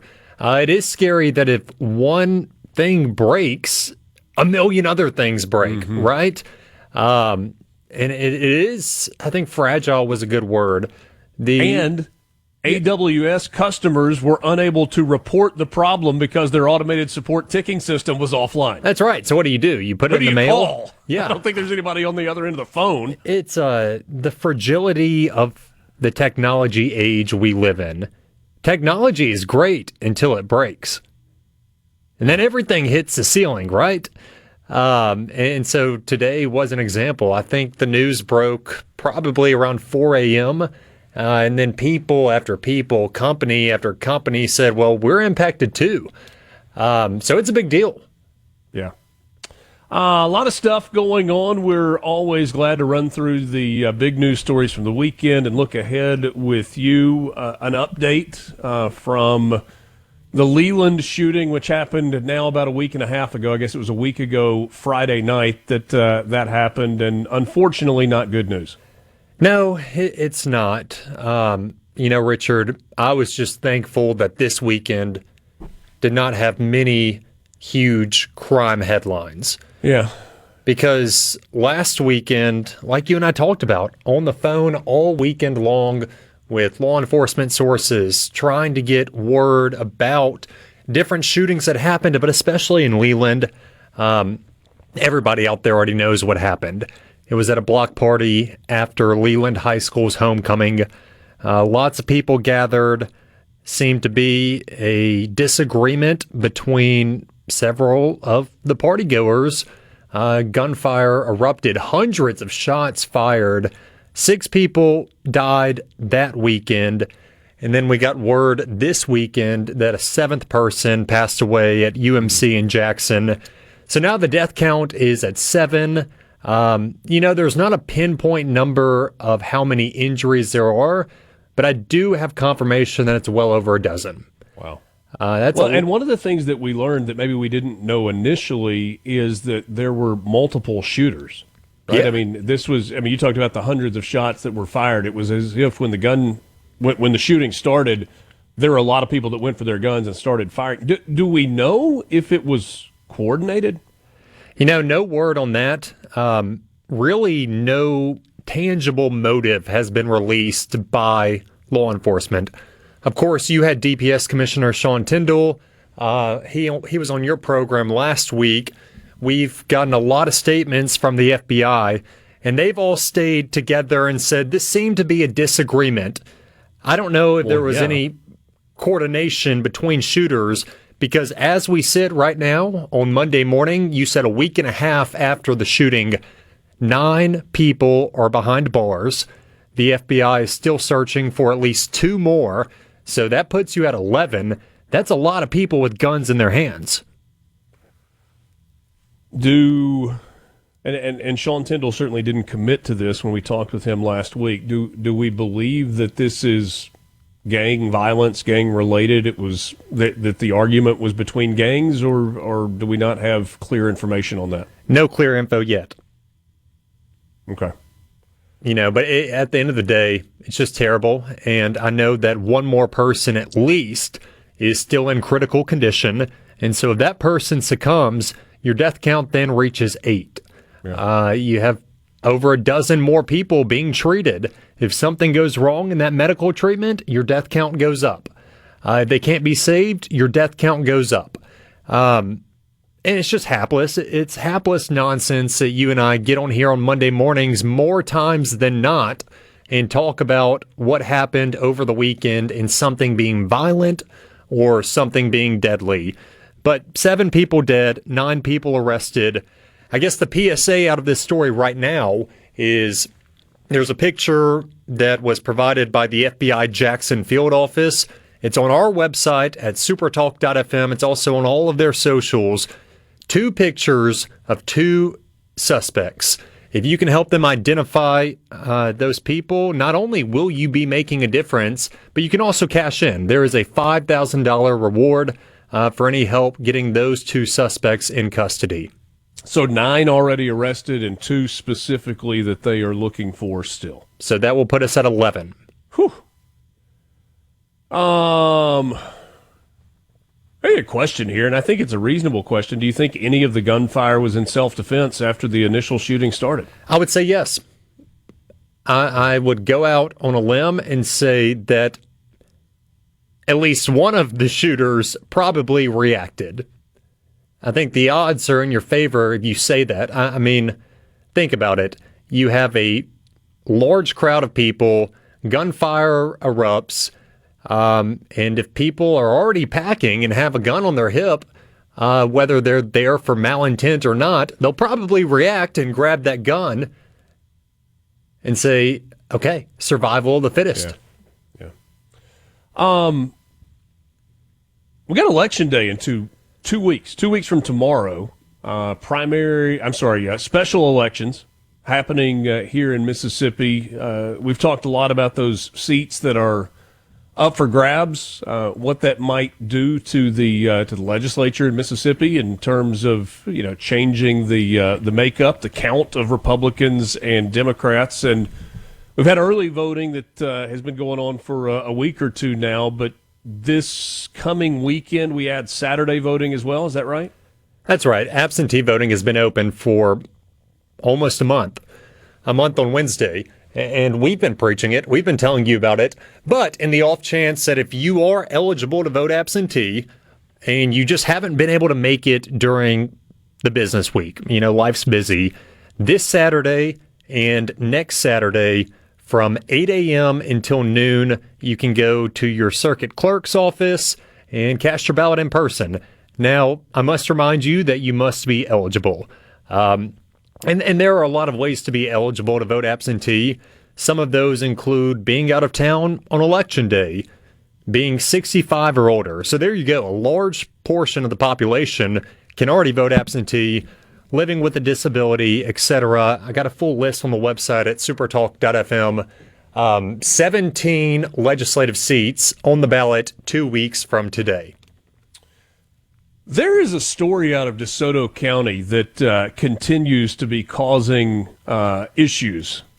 And you had Lindsay Whiteside, a former youth minister and assistant basketball coach in DeSoto County at DeSoto Central High School, who was having an affair with a student, a female student, and she got a sentence that was handed down from the judge. Despite Matthew Barton in the DA's office seeking a 30-year sentence against Whiteside, she got 10 years, and half of that is house arrest, and then there's a couple of years of supervised probation, and then a couple of years of unsupervised probation. And people are really angry that one of the school board members sent a letter to the judge seeking leniency. Reportedly, according to SuperTalk Mississippi News reporting, there were members of the Get Well Church, where she had been a youth minister, also sending letters seeking leniency. We got a break right now, but I want to get your thoughts on this on the other side of this break. Matthew Barton has been outspoken about it. He said, quote, "If you were wondering why a judge would feel comfortable giving house arrest to a predator when the victim and state were requesting the maximum sentence, then you can look no further than people like Michelle Henley." Michelle Henley, that school board member that sent the letter requesting leniency. We're back with you right after this. Mornings with Richard Cross, Super Talk, Mississippi. From the heart of Mississippi to the halls of Washington, D.C., this is Mornings with Richard Cross, your source for hard-hitting political insight and unfiltered truth. Now, here's more on Super Talk, Mississippi.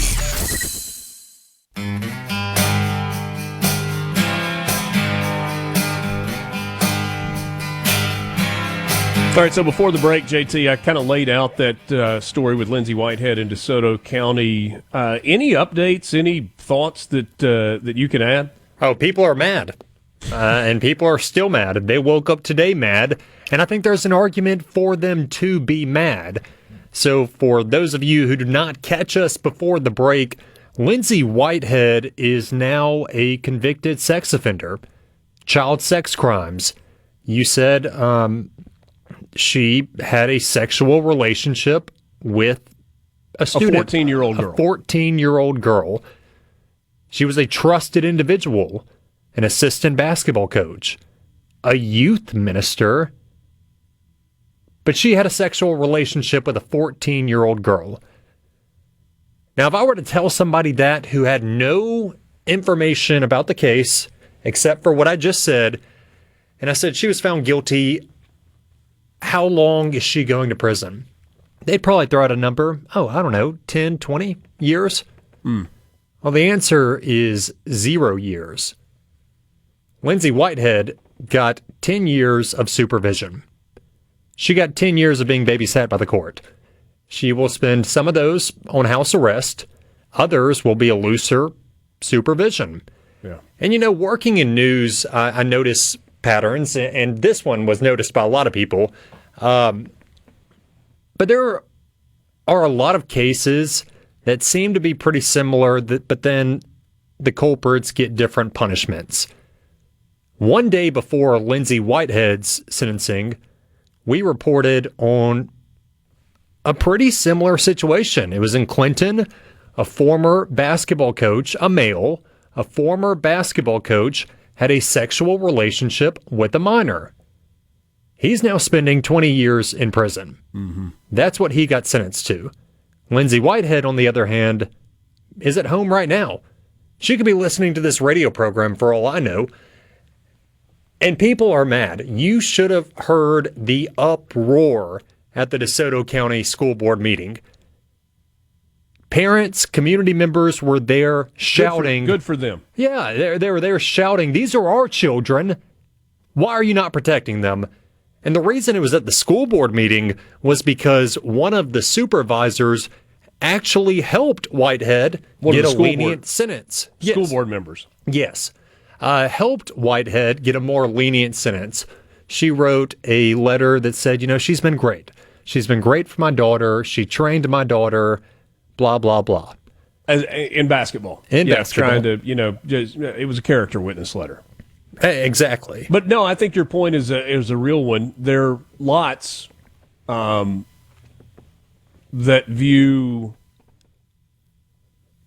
female sexually predatory relationships differently than they view those by males. It's still people in positions of influence taking advantage of underage people. Yeah, man. Whether you're talking about female male, female female, male female, male male relationships, whatever they may happen to be. It's people in positions of authority with influence over children taking advantage of those children. Yeah, I mean, a 14-year-old, bad deal. It's a bad deal. And Michelle Henley, the school board member that we're talking about, she apparently is not going to resign. She has said that. Whether she'll change her mind or not, we'll just have to see. People are worked up. And this story has become a national story. My wife showed me a TikTok about it that went viral nationwide, and it was talking about how there are people outside of the school board member, which we've gotten confirmation of this as well, of people within Get Well Church who were trying to get others to go speak positively about Lindsay Whitehead. Yeah. Let's work together as a church to make sure she doesn't go to prison for having a sexual relationship with a 14-year-old girl. Not all of them. Let's finish this thing on some good news. Yeah. It's a disgusting story, but a great story for Jackson State this weekend. Which one? I mean, Jackson State is killing it. I think the story you're talking about is the latest SWAC Hall of Fame class. Yeah, that's the one I'm talking about. That's the one. Ashley Robinson, the AD over there at Jackson State, who, by the way, has 28 conference championships since becoming the athletic director in 2018. Outstanding. That's pretty freaking good. And so Ashley Robinson will be inducted into the SWAC Hall of Fame in December. And what a lot of people forget about Ashley is that he was actually a really good basketball player at Mississippi Valley State before becoming the AD at JSU. The career leader in assist for the Delta Devils, him and former JSU quarterback Sean Gregory are both included in the class. So just a big shout out to them. That's good stuff. Really good stuff. Keep up with all the news that matters to you in the state of Mississippi on our website, supertalk.fm. JT Mitchell and the entire SuperTalk Mississippi news team do an outstanding job. They'll help you stay informed. Thanks, buddy. Thanks, Richard. Lance, appreciate it. We hope you have a wonderful Monday. Mornings with Richard Cross, SuperTalk Mississippi. A SuperTalk Mississippi media production.